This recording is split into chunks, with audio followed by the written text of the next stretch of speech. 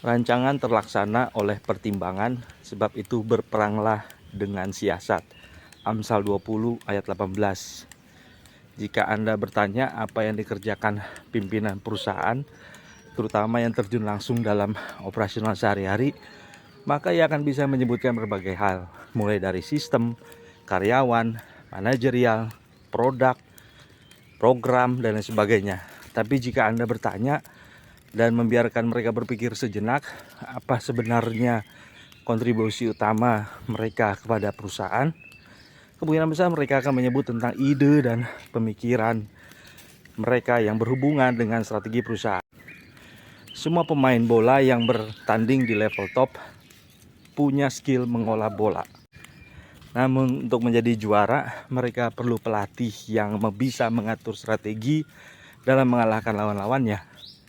Demikian juga untuk bisa bersaing di dunia kerja dan bisnis. Mungkin kita punya banyak ide, mungkin kita punya pengalaman, mungkin kita punya kecerdasan dan talenta di atas rata-rata. Tapi tetap saja kita harus punya strategi. Kita harus bertindak berdasarkan analisa dan perhitungan matang. Apa yang dibutuhkan untuk bisa berpikir strategi seperti ini? Pertama, amati dan teliti apa yang terjadi di luar dan internal perusahaan. Seperti apa situasi pasar, tren industri, hingga kondisi lingkungan kerja saat ini. Kedua, bertanya. Ajukan pertanyaan, apa situasi pasar, ajukan pertanyaan yang menantang pikiran terkait bidang Anda. Dengan demikian Anda bisa melihat dari sudut berbeda dan utuh.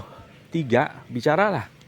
Sampaikan dengan jelas informasi dan pesan yang perlu diketahui segenap perusahaan, pimpinan, konsumen, klien.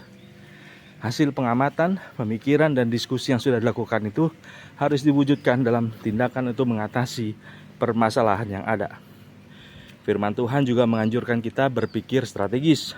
Seperti Nasari ini berkata, miliki penasihat dan siasat sebelum bertindak. Yesus mengajar kita untuk mengukur kemampuan dulu sebelum bertindak. Lukas 14 ayat 28-32. Ya, setiap masalah ada jalan keluarnya, tapi untuk bisa menemukan jalan keluar itu kita harus berpikir dan bertindak dengan strategi matang.